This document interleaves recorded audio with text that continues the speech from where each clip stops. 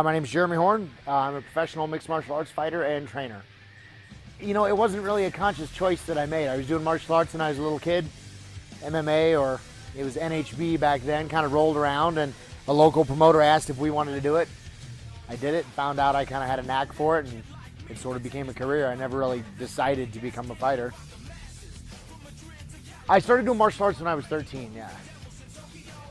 They were real supportive. They loved it. I mean, obviously as a kid, just doing martial arts, it was no different than anything else, but once I started fighting, they were supportive.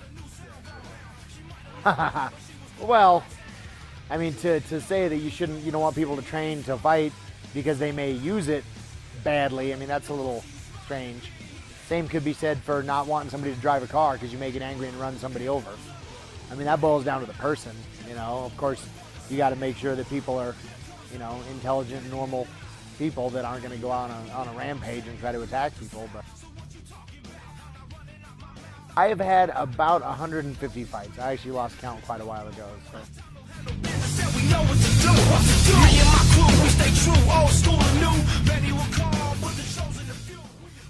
I fought in just about every major organization that has ever existed.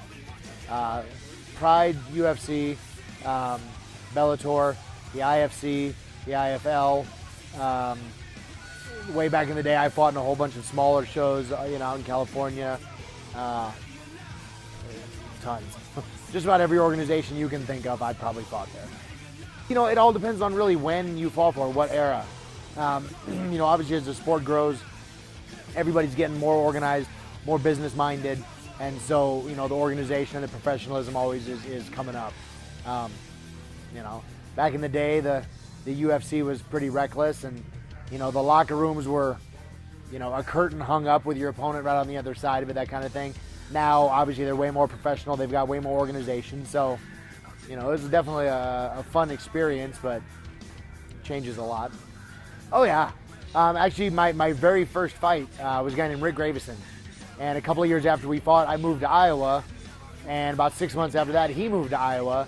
And we ended up actually being really good friends and training partners for 10 years. So, yeah. Yeah, I mean, that's the thing. I mean, the sport is not...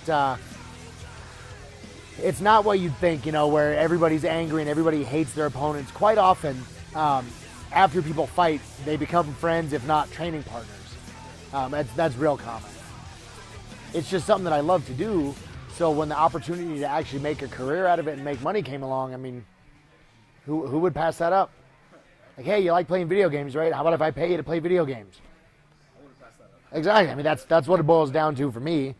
I mean, this is something that I've loved to do forever since I was a little kid. And then as I got better at it, turned out I could make money doing it. So why not? Exactly. I'll show you a rear naked choke. Right there.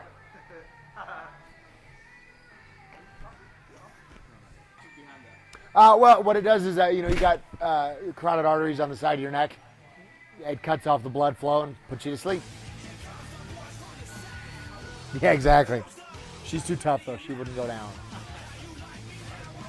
No problem. Thank you.